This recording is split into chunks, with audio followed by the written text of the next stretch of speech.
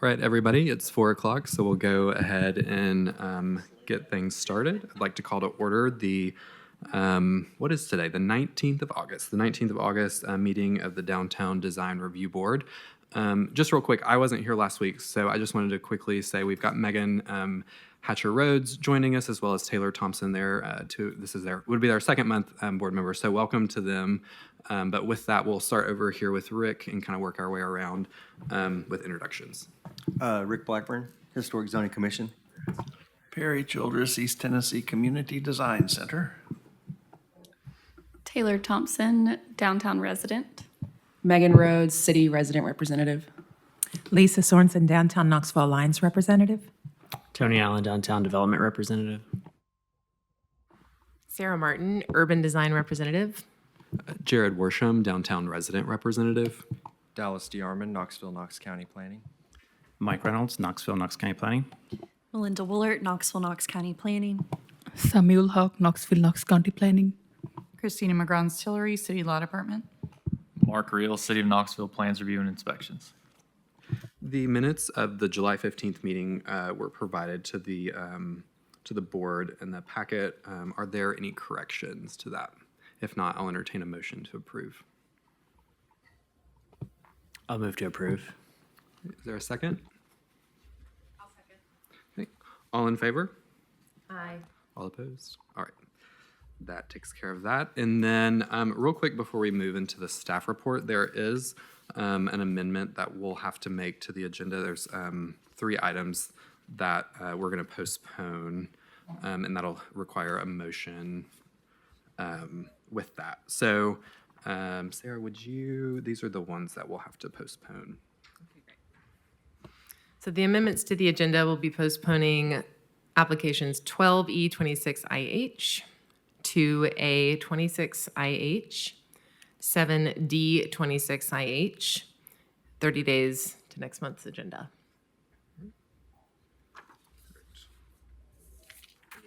Yeah, and a motion in a second with that.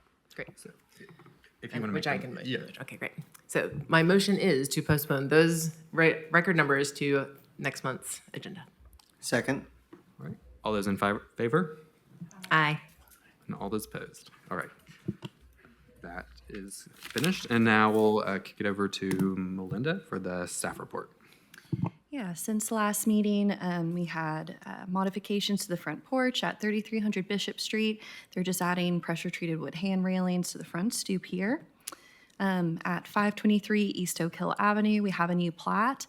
They were combining an existing lot with part of another lot to match the tax parcel boundaries. This one is 90 feet wide by 100 feet deep. It's a little bit deeper than we typically approve administratively, but the other lot was under different ownership and it's existed since the 70s. At 325 Oglewood Avenue, we had a new secondary structure. This is a carport and storage shed at the rear of the property, accessed via the alley. Is that all for the staff report?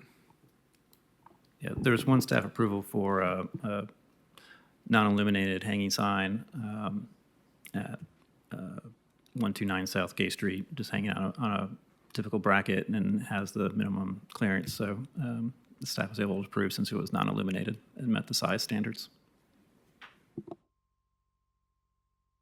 All right.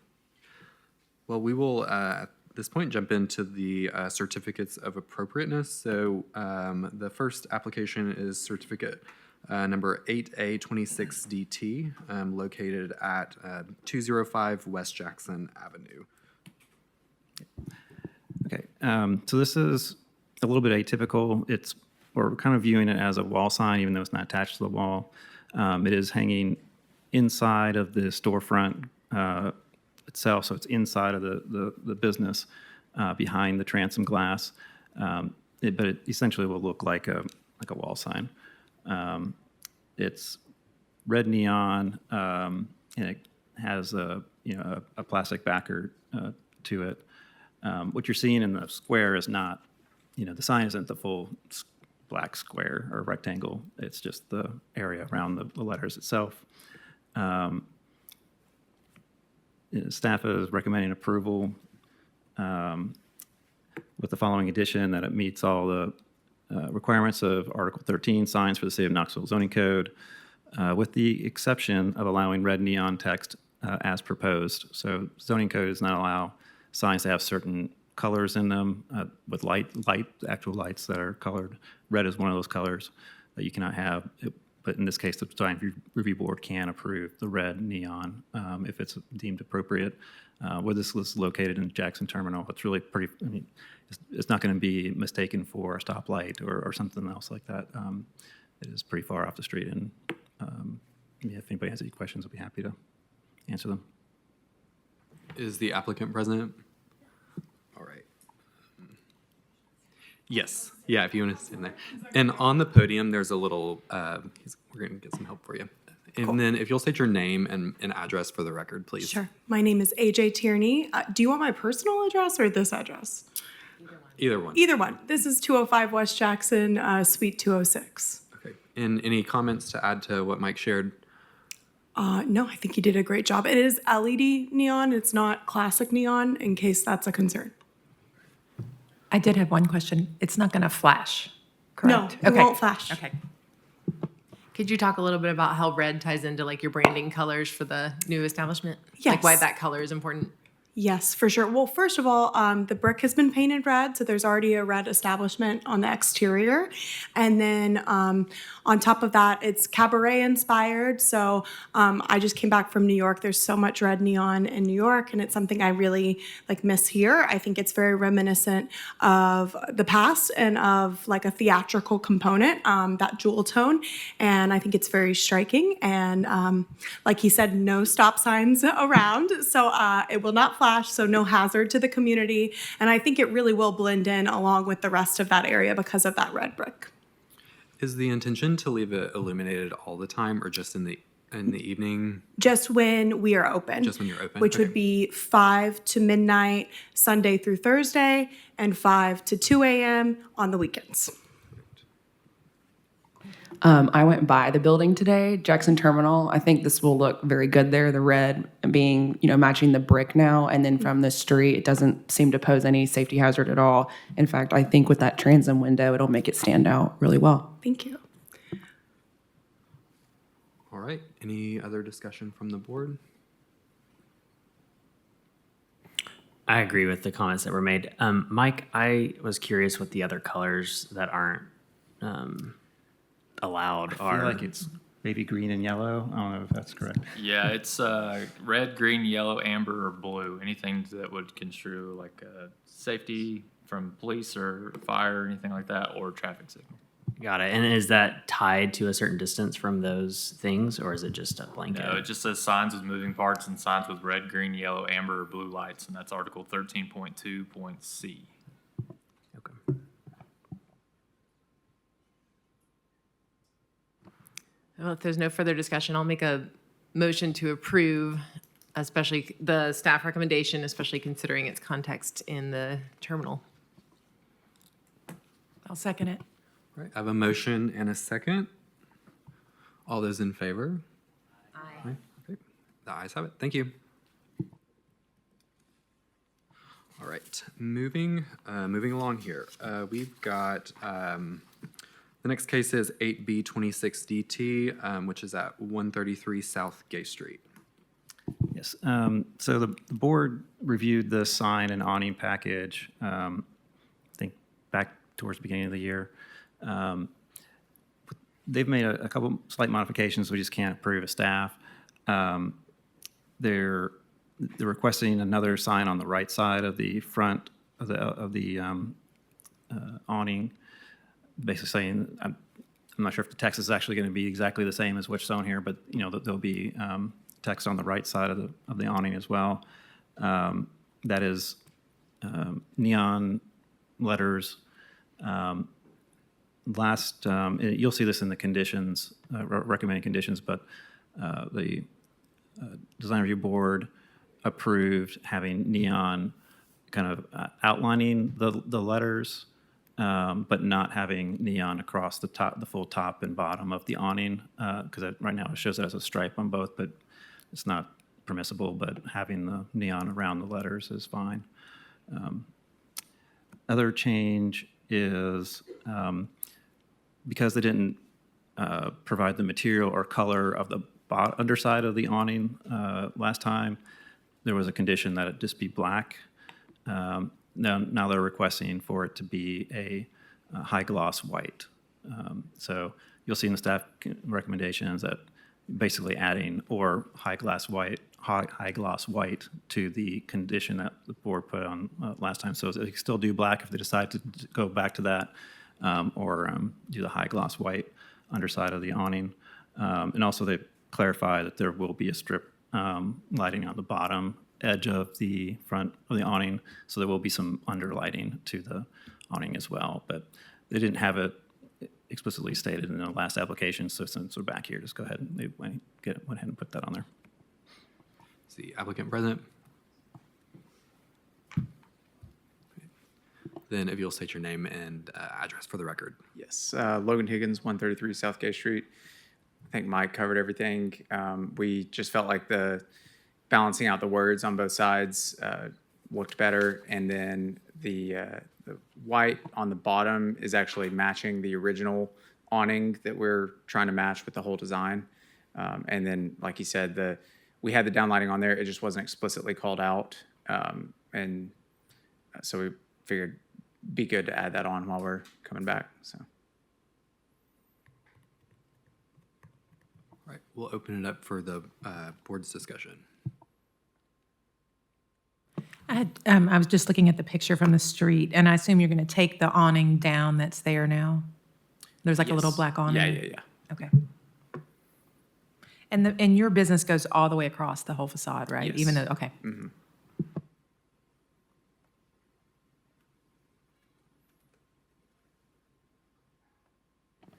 Is the underside like an aluminum product that's pre-finished? Yeah. Okay. And does it have, I guess you showed it on there, there's 2 joints in the middle there that align with the center door. Yeah. And then the neon or the LED strip that's on the underside, have you specified a color temperature, anything for that? I think the reason I ask is I think a really cold color temperature wouldn't benefit the streetscape in any way. Agreed. No, we are planning on having the color temperature of all of the lights adjustable. So we're not sure. We want it to be between probably around 3,000 K, more of a warm lighting. And so within a little bit of a range, plus or minus there. So definitely not anything too cold though. Okay, glad to hear that. Logan, is the intention to would the lights be on all throughout the evening, or would they cut off at a certain point? I'm just thinking about, I think that's a residence above that. Yeah, it is, and the bedrooms are in the back of the building, and I think we'll want to see once it's up if it is really bright, then of course like we'll turn it off, after close. But if it's not super bright, then we'll just leave it on probably all the time. And with the street lights and everything, it's already the street's very bright at night.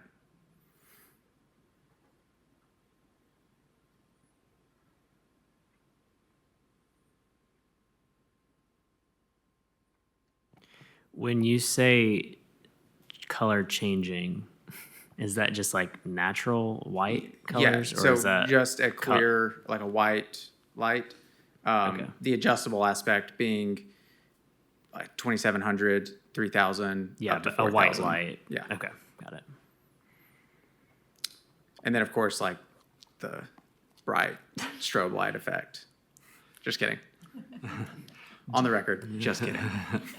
Do you know, so one of the things in the staff recommendation is the removal of the top and the bottom edge of the canopy with the lights. Do you know historically, I know in the packet you included some photography of the, I believe original sign. Mm-hmm.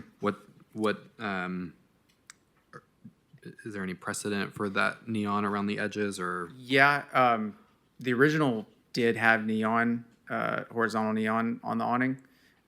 But I think, I'm not sure, I don't remember the discussion exactly when we were here last with the original submittal, but it was decided to just do bands like painted rather than actually illuminated. So, yeah, here you go. And it could be that maybe the original was painted bands with other elements of neon, and the fact that we can't tell with certainty. Maybe that's why we decided with the painted bands versus illuminated. Gotcha. Okay.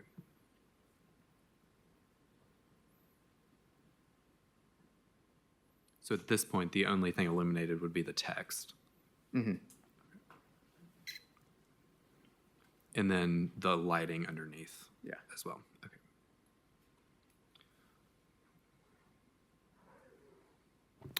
Well, if there's no more discussion, I'll make a motion I to. might have one question. Oh, sure. How do you confirm that the conditions have been met? Through what process on number 1 and number 2? So this will be inspected, and a building inspector will go out and make sure that the vertical clearance is there for 1. And then for 2, we would review that during plans review before we issue a permit. Okay. You're welcome. I'll make a motion to approve per staff recommendation with the added condition that the lighting, the white lighting be of a warm color temperature. So we have a motion. I'll second. Okay, so we have a motion and a second. Is there any other discussion? Just to be clear, this includes the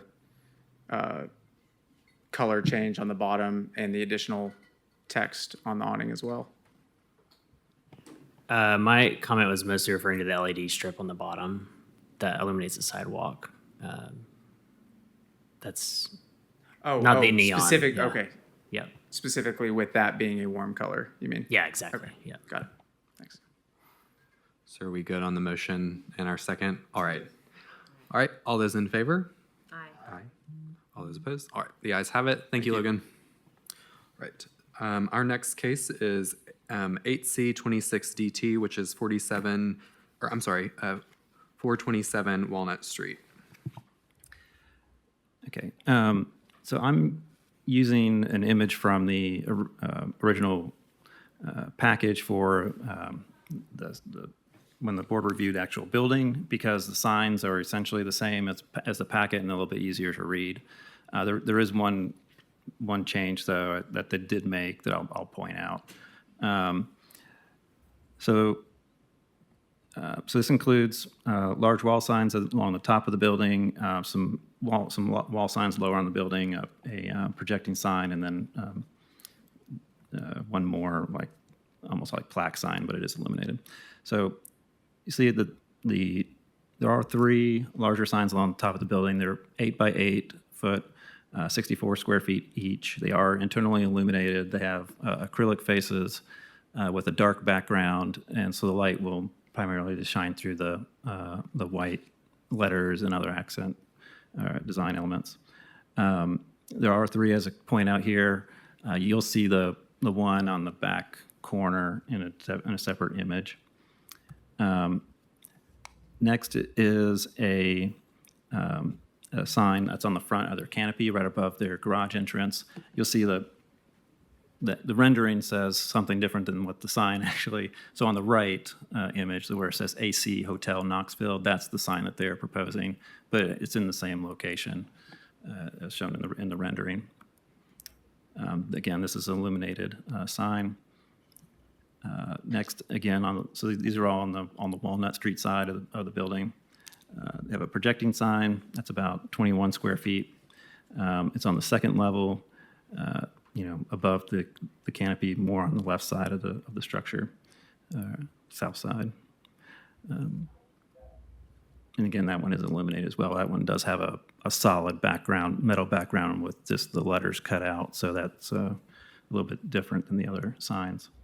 I just want to point this one out too. So there is a 2 by 2, so a 4 square foot wall sign that's mounted on the inside wall adjacent to their storefront. There's like a recess there, so it's not really outward facing. If you're on the sidewalk, you can see it because it's kind of pointing you to their like an hallway down the left side of their building. But I just want to point out that's why you can't really see it in any of the images other than the one on the top right here where they're trying to show where that's located. But that one, again, is internally illuminated. It's just pretty small. So going to the back side of the building, there is one wall sign that's about 9 square feet. Again, individual letters will be illuminated, and it's on above the second story windows. Staff recommendation is to approve, subject to the requirement of meeting the Article 13 signs of the zoning code. I don't have any concerns with them meeting the standards, but it'll be reviewed during permitting. Is the applicant present? I'm here. I'm on the Zoom call. All right. Kaylin Shuffles with Sunco. The address is 3101 Northwest Park Drive. All right. Thank you. Is there anything else that you would add to Mike's comments? No, he covered it. Okay. We'll open it up to the board for discussion. Okay.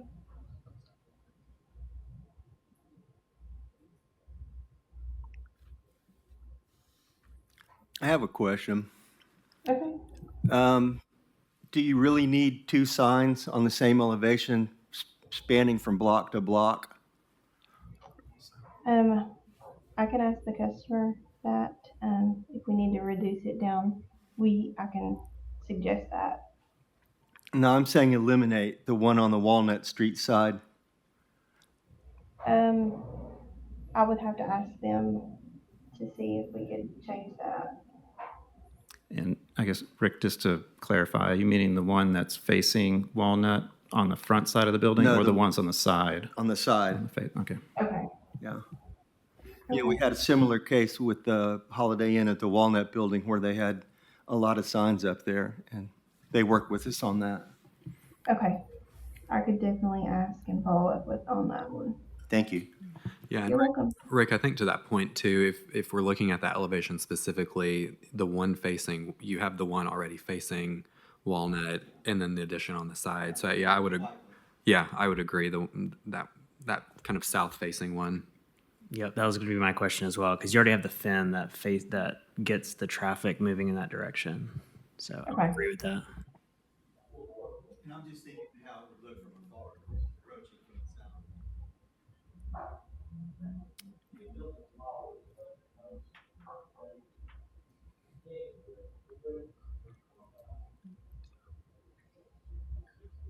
Yeah, I agree. So maybe the motion that's appropriate is for us to see if the applicant would be amenable to postponing with that revision. What are your thoughts on that? Yeah, I can definitely reach out to them and then see what we can do. Yeah. Quick question for staff is, have we reviewed any sort of lighting plan for this? Is that something that would have to come back before the board? I'd have to check the original approvals. I believe that, so like these renderings were in the original approval, at least the one from, 2024. So I would think that we had enough information with that package just to allow the lighting that they should have. Okay. Just one thing to add to the applicant, if you look at the elevation opposite that, you only have, you do have 2 signs on that side as well. How do we feel about that? I think that with that being so locust, to me,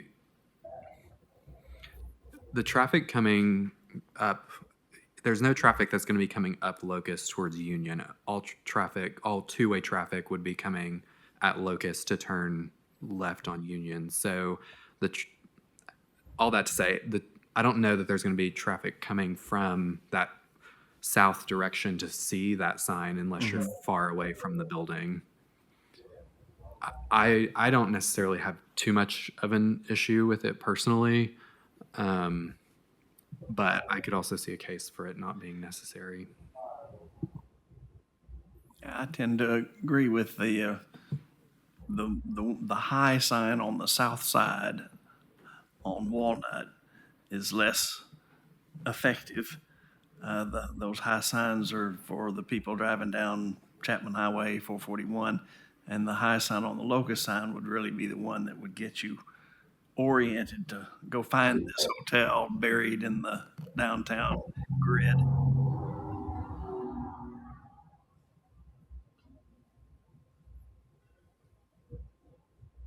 Jared, were you referring to the high sign or that low Yeah, one on sorry. the I should thing? have clarified that. As soon as Perry said his comments, I was like, I should have clarified that. Yeah, the high sign, if that's the one that I don't know that you would necessarily see because there's no north traffic on that portion of Locust until you get to Union. And then it all slopes up to Summit Hill anyway. And you're Correct. coming off the interstate. Yeah. And then also if they develop, excuse me, the parking lot next door, that sign would be maybe Yeah, covered by another yeah. building if it was developed. Depending on the height, potentially, yeah.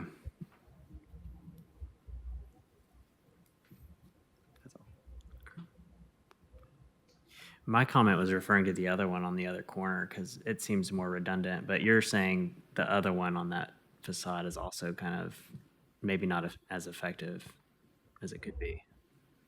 Is that what you're both saying, Perry? And I think it's the high sign, south side on the locust side we think is effective because that's the one that's going to address people outside the downtown grid. it's going to say, here's the door. Yeah, and here's how to find your way in. Then, but the high sign on the south side on Walnut is somewhat redundant because you've got the blade sign down low, the high sign on the front, and the sign across the awning. So at that point, if you don't know where you are, you're not paying a lot of attention. Okay, that was exactly my point. Yeah. But Jared was referring to the other one. Yeah. But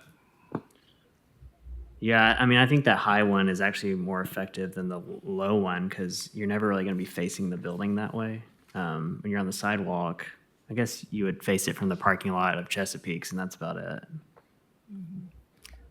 I'll just say, from a review standpoint, I wouldn't worry too much about effectiveness of the signs. The applicants can kind of determine whether or not they think the sign location works for them.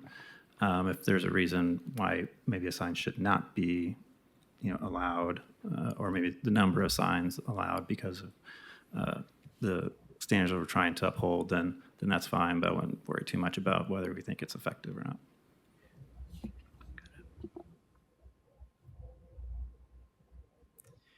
Well, I agree that the high sign on the, Walnut side is redundant, and there's already a lot of signs in that area for the hotel. Right. Any other discussion, or I'll entertain a motion? I'll make the motion. Do we set a deadline on the postponement, 30 days?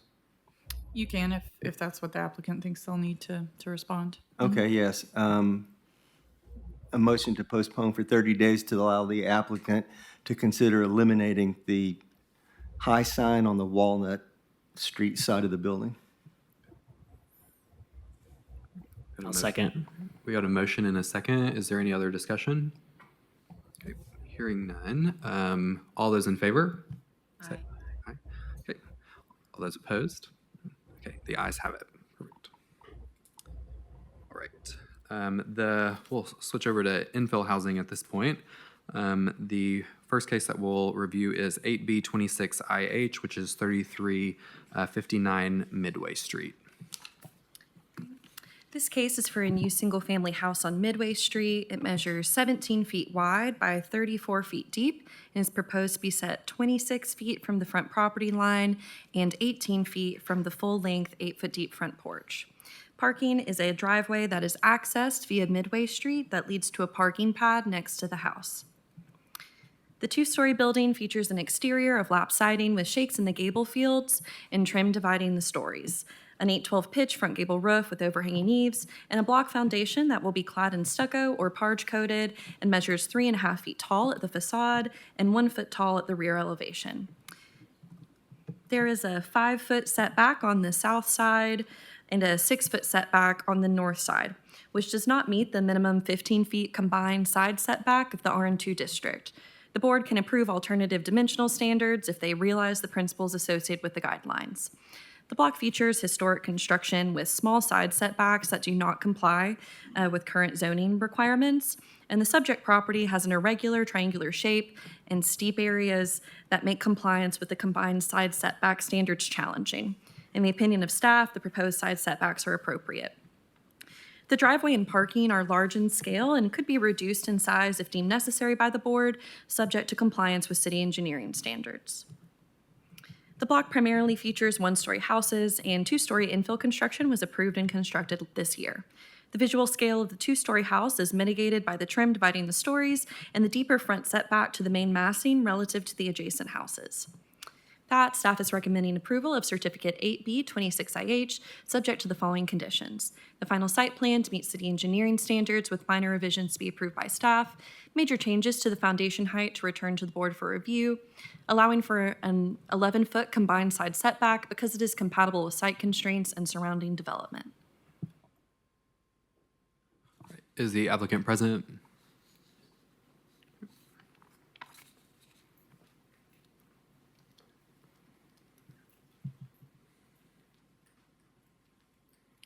If you'll state your name and address for the record, please. I believe the mic's on. It was on, yeah. Yes. Alberto Arellano, with ROE Construction, 704 Walker Spring.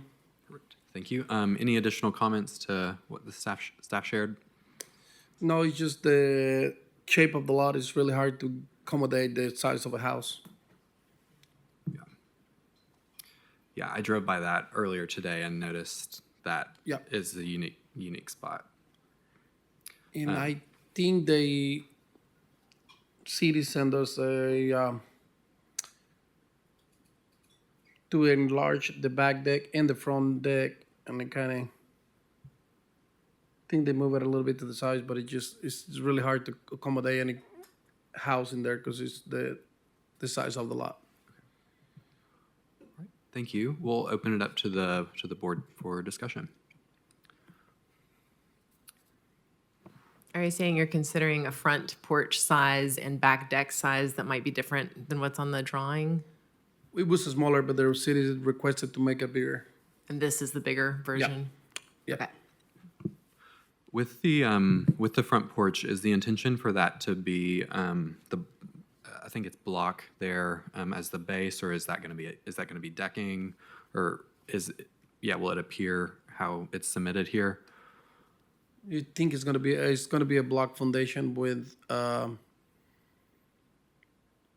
stucco or brick or the manufactured stone. So the the finish on the stairs as well will be kind of like a concrete or brick. Like we can do brick steps. It seems to me that parge, like a stucco coat or brick, would be appropriate. Me personally, I would probably advise against the manufactured stone just because some of those products can be so strange in scale compared to some of the house, like what a lot of those traditional homes are built from. Do you think are you the owner and developer, like you get to make the material choices? I'm just the builder. The owner, I give him the option what he want to use, if he's going to use brick or stone or stucco, and we just do whatever he want to do. That's one thing about this infill housing district is that we approve based on the actual material choice. And so, but we can also allow for a couple different options. So if you're okay with presenting that to him, I think me personally, I'm open to discussion, would promote either the parge coat or the brick. I mean, whatever you guys feel more comfortable. I mean, brick, it looks better, but I mean. Yeah, we routinely don't allow manufactured stone in these traditional neighborhoods because the foundation, the masonry is always brick or concrete or a coated block. So, but of course we love brick. I know that the person paying for it often doesn't, but the parge coated or stuccoed foundation I think is appropriate for the neighborhood. I had a quick setback question. What's the traditional minimum setback on our combined 15? So yes, it's 5 feet on each interior side with 15 feet combined. And so Okay. he's So suggesting he can do 11. Our 5 feet from the downhill site there could be a normal minimum setback. I just wanted to check on that. Yeah, I think the reduced setback request is very appropriate considering the shape of that lot. Yep, I agree with that. And also, since it's at the rear, it's adjacent to the rear of the other lots. It gives plenty of space, I think. And in terms of the style, I think the plan that was selected for this site has a nice, like, simple traditional quality to it. It does take notes. It heeds a lot of the design guidelines that the staff referred to. It's got the right front porch column sizes. It's got decent trim details and good siding choices. It's not too fussy compared to the neighborhood. So I think it's, in general, a good meeting for the guidelines.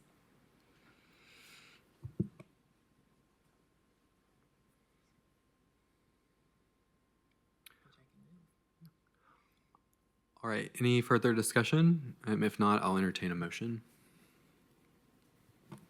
I'll make a motion to approve per staff recommendations with that one condition that the base either be a stucco, parge coating, or brick. Or brick. Okay, yeah, we can do either one. I'll second that. We have a motion and a second. Is there any other discussion? All right, hearing none, all those in favor, say aye. Yep. All those opposed? All right. Thank you. The motion carries. Thank you. All right. The next one that we will hear is 8A26IH, which is 1725 Texas Avenue. Let's staff give their overview real quick. Thank you. This is a new house facing Texas Avenue. The house will be 25 feet wide by 50 feet deep, and it is proposed to be set back 25 feet from the street, which is consistent with the block face. A concrete pad is proposed behind the house and will be accessed from the alley. In 2023, the board approved 2 structures for adjacent properties to the northeast, which had a similar building footprint. The proposed structure is similar in design to the property at 1719 Texas Avenue. The house features a front gable roof and centrally located porch projecting 8 feet and supported by 4 10-inch framed columns.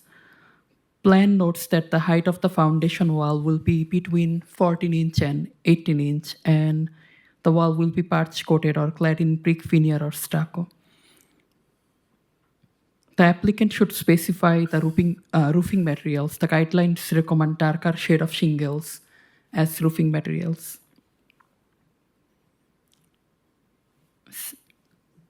With that, staff recommends approval of certificate 8A 2026IH subject to 3 conditions that you can see on the screen. It's a site plan to meet city engineering standard with minor revisions to be approved by staff.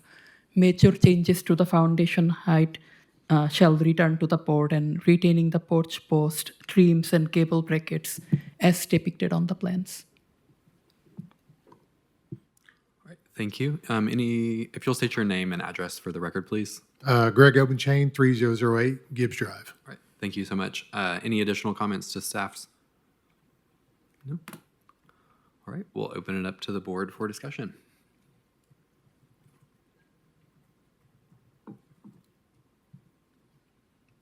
I know your application gave average height of that foundation. Is the topography on, like, as shown in the elevations, pretty consistent? It looks like a fairly flat Yes. lot. Also did the houses next door, 17, 23, and 19. So it's slightly on the left side. It goes down a little bit, but the grading is not going to be a drop off. Okay. The driveway in the back of his rear entry might be a little bit lower, but still accessible from the back of the alley. Great, thanks.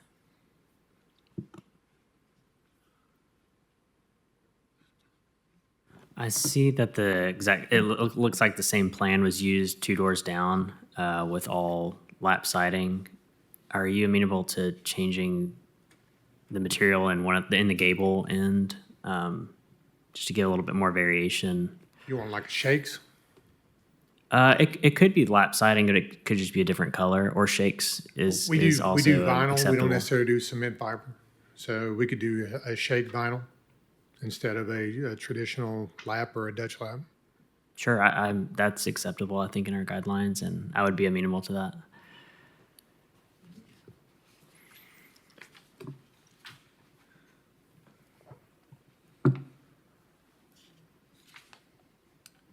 But overall, similar to the last one, this seems to follow a lot of the guidelines pretty closely. We've got the, columns of sufficient size, foundation of proper cladding. There was the staff question, I think, about roofing material, or is it asphalt shingles? Asphalt shingles, yeah, architectural. Okay, great. Any other discussion by the board?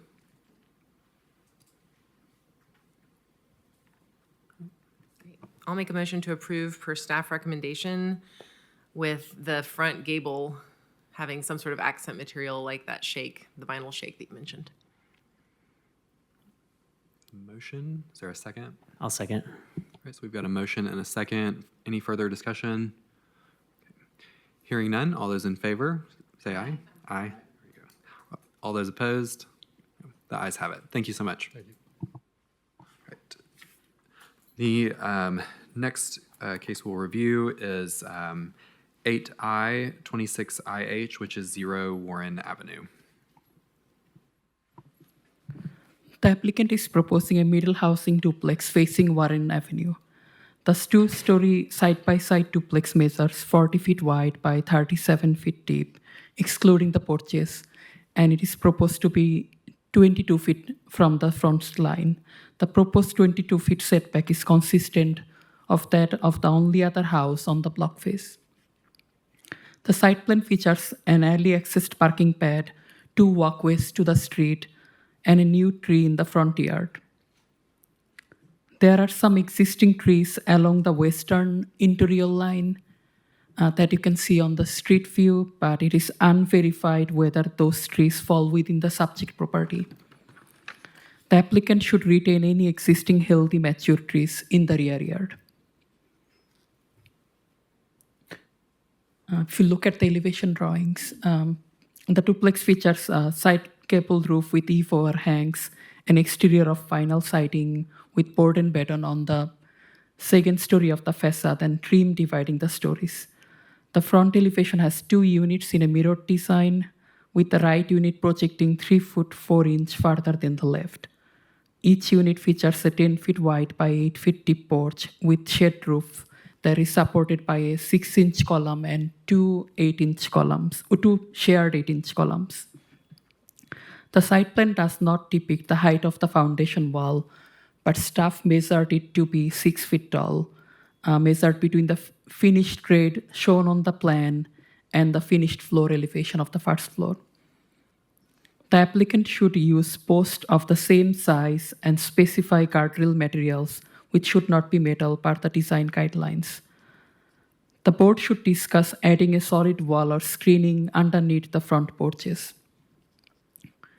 Middle housing standards require a structure to be within 5 feet of the average setback of the block face. The city requires at least 2 existing houses to calculate an average. Because there is only one other house on the block face, increasing the setback or changing the setback will not conflict with middle housing structure. The building should be placed to minimize the foundation height. The final elevation drawing should depict the foundation height and the dimensions of the porch pilasters. Staff is recommending approval of certificate. I have the file number wrong in here, but 8I 26IH, subject to the 7 conditions. The final site plan to meet city engineering standards with minor revisions to be approved by staff, meeting all applicable requirements of Article 4.6, which is middle housing standard, and Article 9.3.j, which is principal use standards for duplexes. The final elevation drawing to depict foundation height along the finished grade and dimensions of the projecting window sill and porch pilasters. Major changes to the foundation height and porch steps to return to the board. All porch posts to be of same size, at least 6 inch.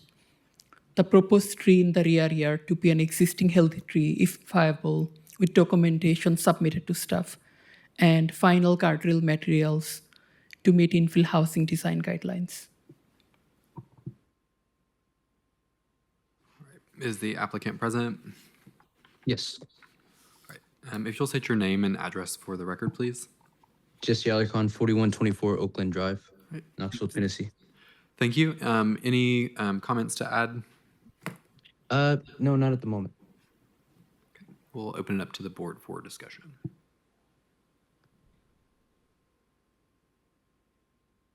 I just have one question. The front doors, are they not centered under the porch?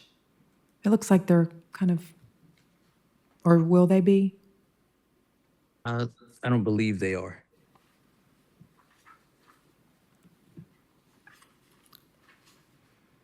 What do you? I'm looking at a different plan that I've done recently in the past. It's the same. No, we increased the porch size on this one compared to we did one on Parkview Avenue, and how we increased the porch size on this one. I don't think this one's exactly centered, but we can make that change if that's something you guys would want. The thing is, the stairs are right there where the door is. So if we can move the door, but it won't be aligned with these stairs inside the house.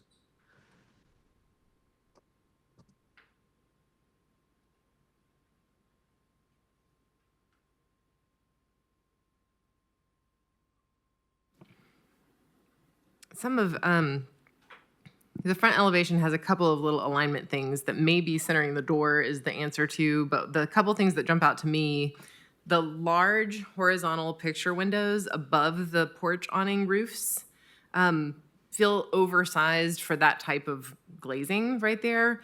If it were me, I'd make those smaller, and if they line up over the door or over the roof, you're starting to get a little bit more alignment there. And typically I would see if you're gonna have a little punched opening like that or a casement instead of like a double hung window, you would want it to be about the size of a sash that you have on those other double hung windows, so maybe about 24 inches square. And if those aligned well, and then the other thing I'm looking as your eye follows that elevation down, you've got your porch roofs and the columns, which I agree with the staff recommendations. Those all need to be the same size, preferably 8, but 6 is the guidelines. And then your brick pilasters underneath the porch, that middle one makes sense under that middle column, but those 2 further out ones are further out than the porch covering, which again gives you a misalignment from like the porch columns to the brick supports below, which also just seems like could cause some structural problems over the years with like deck porch warping. So if you'd be amenable to like shrinking that window, lining it up over the door, whether the door shifts or not, giving that uniform column height, and then bringing those brick piers under your columns, I think the whole thing would look a little bit more orderly. And I'm also curious what your screening material is going to be, if you're going to have any under that deck. Yeah, I think when I was speaking with Samuel, I think he believed we were a little unsure about the screening material. I think one of the requirements was brick columns if we were to do it with that foundation height, but I was unsure if we needed to do screening material or not. I don't know that it's necessary. Sarah, I can't remember if you were on the board at this time, maybe, but there was a case at 225 Oldham that was a duplex that we reviewed that we ended up coming back to us to do the brick to kind of break up that porch as kind of that tiered approach. Having been by this lot, I mean, it's a pretty substantial slope to it. I mean, it's kind of hard to see on the street view. But the front of that is going to be pretty tall, in my opinion. So I think there has to be some sort of solution to that, because if not, it will look like a deck on the front of the house. I have a question and a comment. The question is, what are you going to do about your downspouts? And the comment is, I think you definitely have to separate those doors for some differentiation. That could be real confusing coming home late at night. Just saying. I gotcha. The downspouts, we'd probably just take them down the columns, and I see what you're saying with the alignment issue. We will fix that alignment issue, and our columns would just, the downspouts run with the columns down and then out towards the front, like towards the street. One of the things that doesn't read on the front elevation is that those doors are not in plane. One unit is set back a little from the other. Yeah. So you'd be less likely to go into your neighbor's house.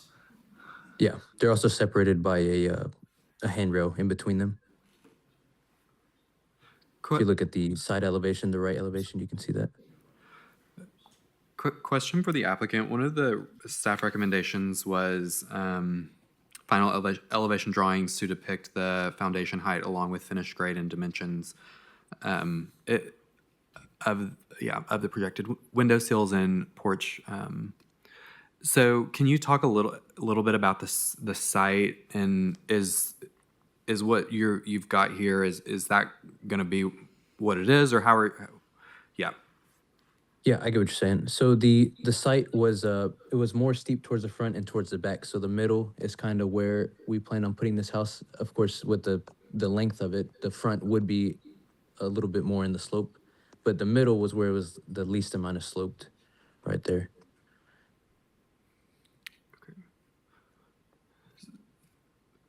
So to answer the question, you're saying that it will appear like it does here in the packet? Yeah, it should. Mm-hmm.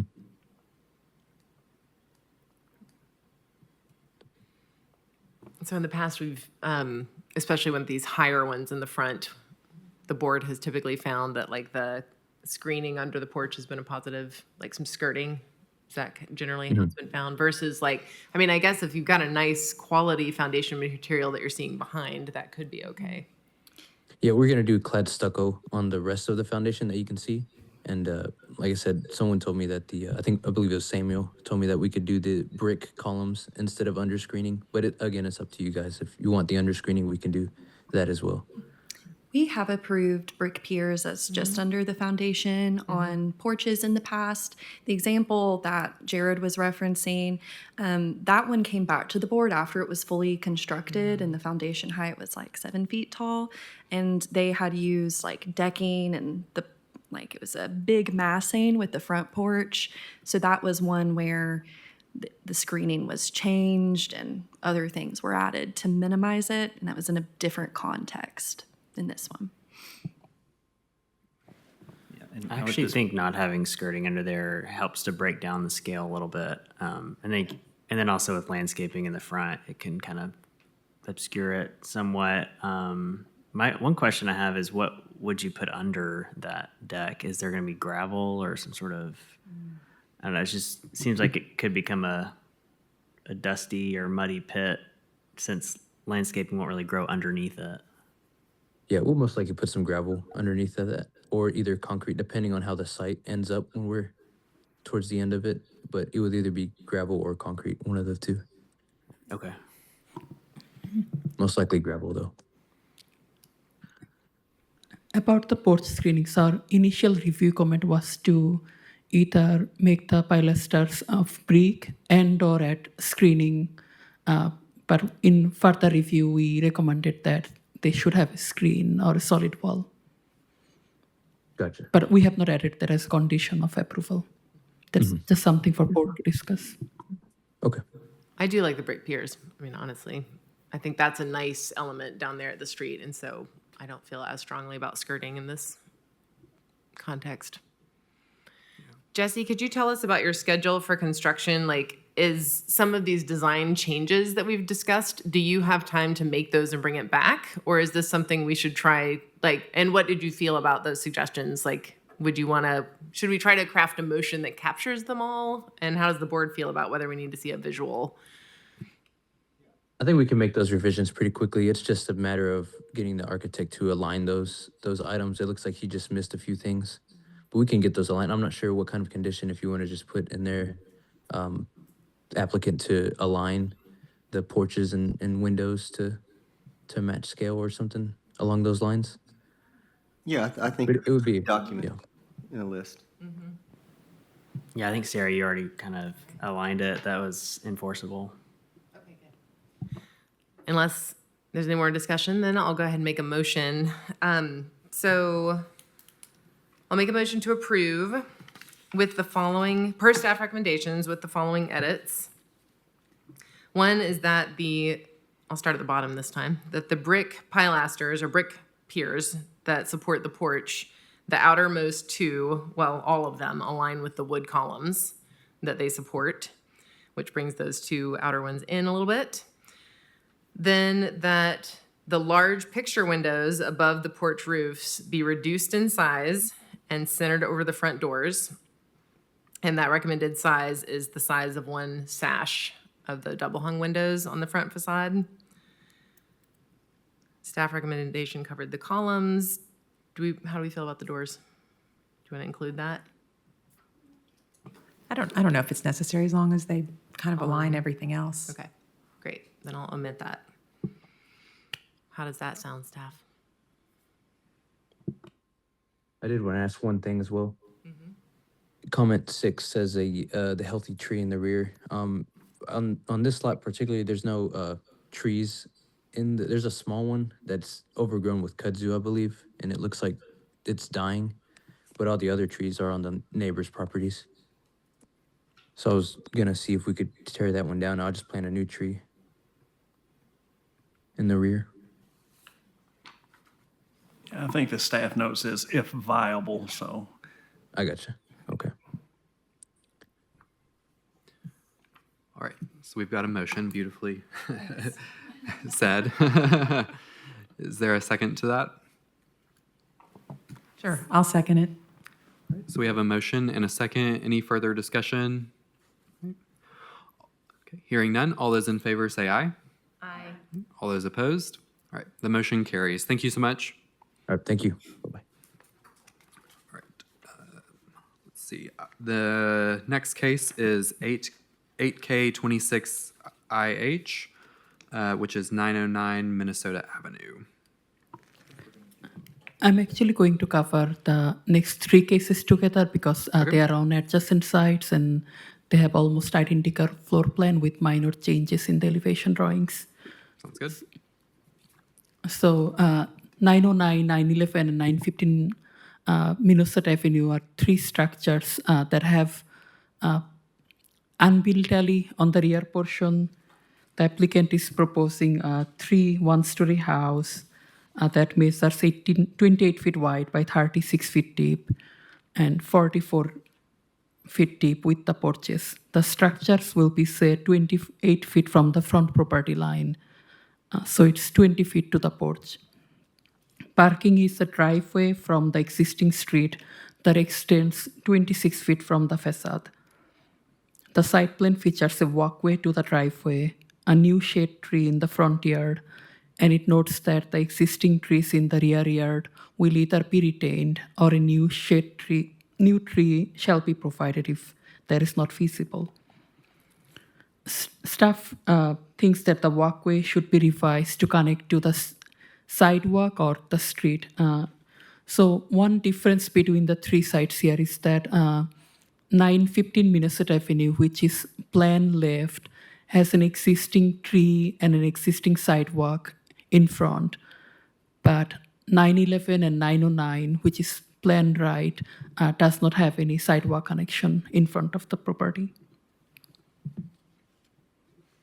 So if you look at the elevation drawings, the first one is 909 Minnesota Avenue.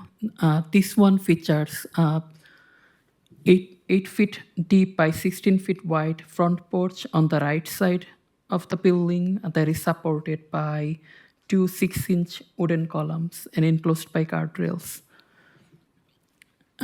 This features only one windows on the north elevation.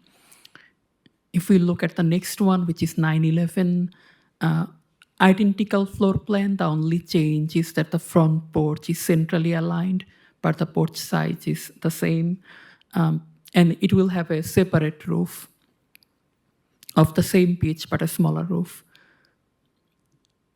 Now, if you look at 915, there are minor changes in the floor plan. One being the porch is of full length, and it is under the same roof as the main structure. And there are 2 additional windows on the north elevation. So the living room and the bedroom has 2 windows, and this faces the proposed structure on 911 Minnesota Avenue. But these 2 windows are not present on the other floor plans. Staff is recommending approval of all 3 projects, but I think it'd be helpful if we look at 8K26IH and 8L26IH together, which are 909 and 911 Minnesota Avenue. These are essentially identical, as you can see on the front elevation to the right, except for the location of the front porch. Staff recommends approval of these 2 with 5 conditions: that the tree in the rear yard to be an existing healthy tree as possible, with documentation submitted to staff. Revising the walkway in the front yard to connect to the street. The final site plan to meet city engineering standard with minor revisions to be approved by staff. Major changes to the foundation height to return to the board for review. And final guardrail materials to meet infill housing design guidelines. For 8M26IH, staff recommendation is almost the same, except for the portion you see in italic on the screen. So staff is recommending the existing public tree in the front yard to be retained, and revising the walkway in the front yard to connect to the sidewalk instead of the street. There is an existing sidewalk along the street and a portion of the sidewalk within the property. This condition allows them to connect to either of those 2. But the rest of the conditions are the same for all 3 projects. Thank you. Is the applicant present?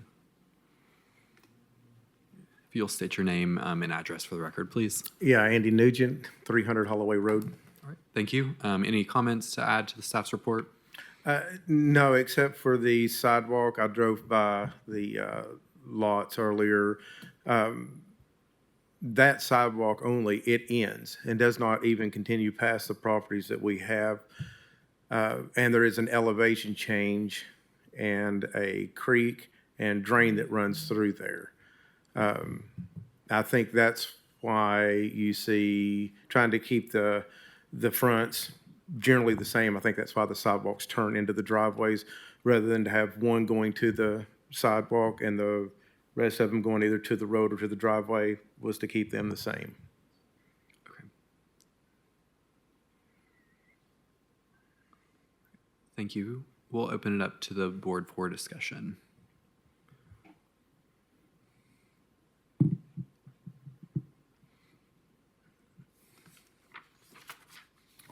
Yeah, I was just sitting here looking on Street View and the sidewalk ends at the curb cut for 915 where there used to be a driveway. Yes. And then 911 and 909, there's nothing going on there. Yeah, there's nothing going on there. And then there's actually between the 2, you can see where there's a creek that actually comes out of the back and it goes into a drain at that point. And then from there, the rest of the way out, there's nothing all the way down the whole street.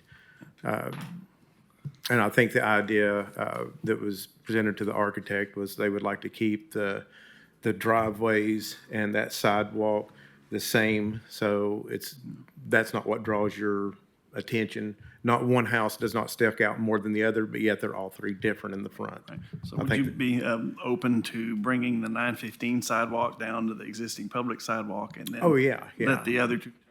Yeah, and the turn other to 2 the could driveway. turn. Yeah. But that was just the idea of keeping all 3 of them turned, was to keep them the same. That also mixes it up a little.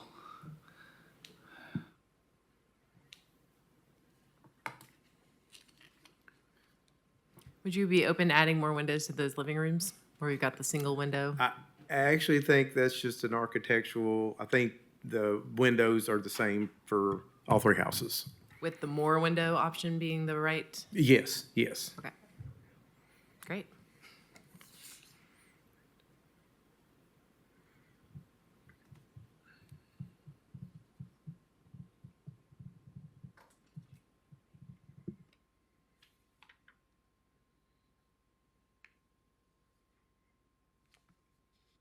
I don't think our internal floor plan actually changed or window placement.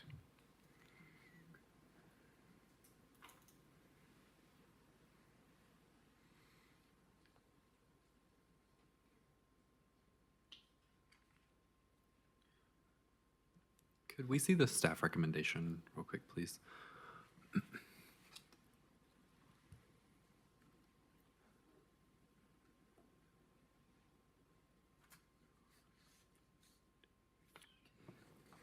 So if you want to add any condition for the windows, it would only apply to 8K and 8L. So you can still vote on those items together. And the walkway connection to the driveway also applies to that one only, to those two. Okay. So probably best path forward would be if we were able to make a motion maybe separately on the first two and then, as it's kind of listed here rather than all being in one motion, just so we have that clarity and distinction between it.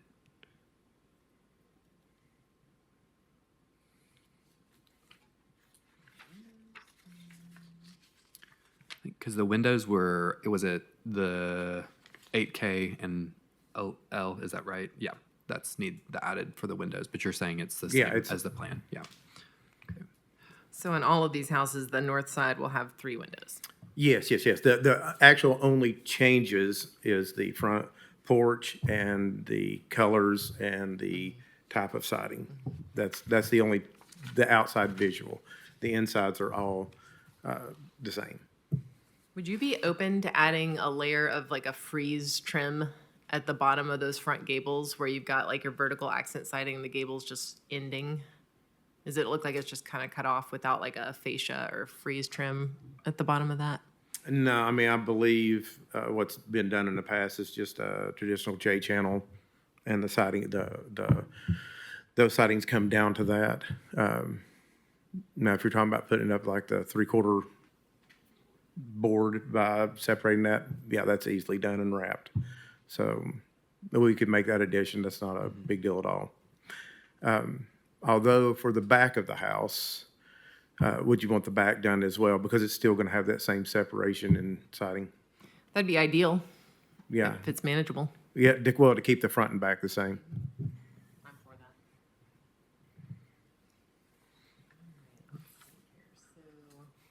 I'm going to take a stab at this. So we're doing the first two. Yes, thank you. Okay. So I'm going to make a motion to approve per staff recommendations for certificates 8K 26IH. It's 8K and 8L, right? Okay.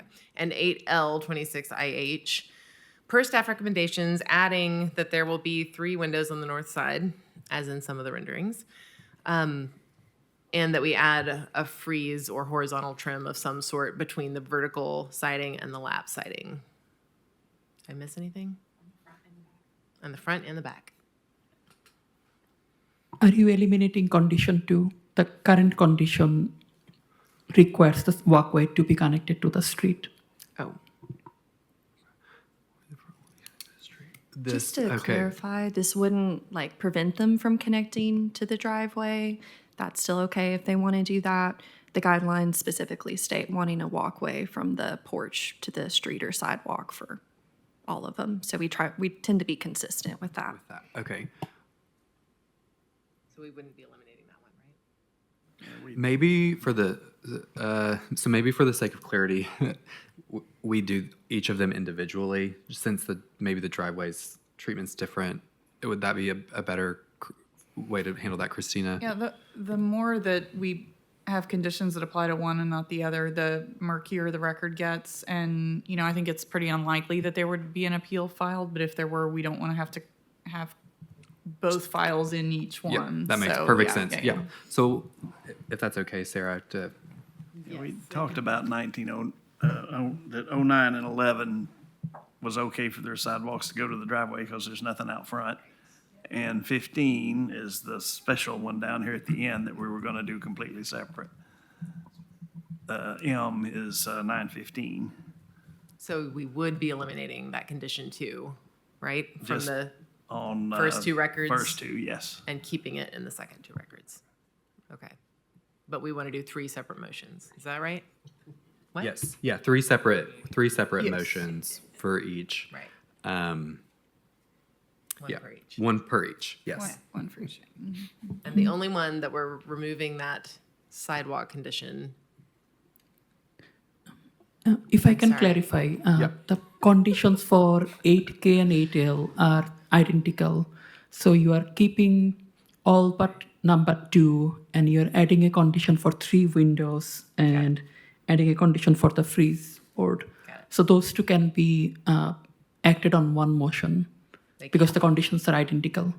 Got it. And then the 8M for 915, it has different conditions, so that should be acted in a separate motion. So we're only doing 2 motions for 3 houses. I think Christina had clarified that we would need to do 3 want 3 separate, motions. so in the event that, I would do one motion per, because again, I think that while it is really unlikely, if an appeal were ever to be filed, you'd have to have both files in each appeal. You'd have a lot of redundant documents. And just, I know that it's a pain because you have to kind of repeat the exact same thing, but I think it just keeps the records a lot more separate and clean and organized. Well, and All right, I'm gonna go for it. K and L would be identical motions. Got it. Here we go. Okay. I make a motion to approve certificate 8K26IH per staff recommendations, with the exception that we will eliminate recommendation number 2. And we will add in a couple of conditions. One, that the north side have the 3 windows, as depicted in some of the renderings. And 2, that freeze horizontal fascia trim be added at the joints between the vertical siding and the lap siding. On the front and the back. On the front and the back. okay, so we have a motion. Is there a second? Second. Okay, we have a motion and a second. Any further discussion? Okay, hearing none. All those in favor say aye. Aye. Aye. All those opposed, no. So that one carries. Next, All right. next one. And now I would like to make a motion to approve certificate 8L26IH, right? Per staff recommendations, removing recommendation number 2 about the walkway and adding in the conditions that the north elevation will have 3 windows and that all the places where the vertical siding and lap siding meet, both front and back, will have freeze fascia trim. So we have a motion. Is there a second? Second. We have a motion and a second. Any other discussion? Hearing none. All those in favor say aye. Aye. All those opposed, no. All right. Motion carries. Next one. Next All and right, last. Let's do it. Okay. I would like to make a motion that certificate 8M26IH be approved per staff recommendations. We're keeping item 2 in this one. With the following conditions: 3 windows on the north elevation, and that there is a freeze trim condition on the front and the back where the vertical siding meets the horizontal. So we have a motion. Is there a second? I'll second. All right, so we have a motion and a second. Any further discussion? Hearing none. All those in favor say aye. Aye. All those opposed, no. The ayes have it. Thank you so much for your patience with that. Yes. I have one question. I noticed up there that it says tree in the rear of the yard. I walked that property. I'm trying to figure where there's a tree in the rear of the yard, unless it's on the neighbor's property. Staff. I'm going to defer. Site plan notes that the hatched area you see has some vegetation, and then note says that this tree will be remained or a new tree shall be provided. The plan set also includes some images of those trees. But yeah, I'm not sure if it falls within the adjacent property or the subject property, but there appears to be a row of trees in the backyard. Yeah, I walked through where the property bins are. I didn't notice anything on them. That's why I was just a little curious on that line. Yes, and it also says as possible. Right. So preferred. Right. Well, I do know the lots have been cleared, so that's why I was like, Yeah. just making sure. All right. All right. Thank you. Hard to put a tree there where somebody else cut it down. Correct. Yes. All right. Thank you so much. All right. All right. That is our last case. Is there any other business? All right. Update on the building materials. We still haven't had a chance to meet yet internally. We're getting that set up. Sorry for the delay. I do expect to see some motion happening in the coming months. So we'll keep you up. I'll keep you up to date if we have anything that's like a publicly oriented meeting or anything like that. And hopefully next month I can give you a little more detail. But as of right now, we haven't had a chance to do anything internal, but we do hopefully anticipate to finally get that done this month. So. Anything else? All right. Well, it is 5:15. We will adjourn. Thank you all.